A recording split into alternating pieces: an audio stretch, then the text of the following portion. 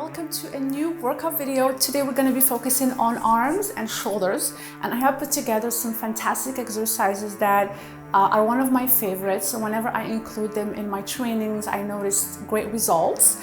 Obviously, I'm going to keep this workout very short, condensed, but it's going to be very intense and you're really going to feel your shoulders and arms working. If after that your back is okay and your hips are fine, I would recommend that you repeat the exercises. Just go back and repeat the whole video again so that you can do another set of each exercise.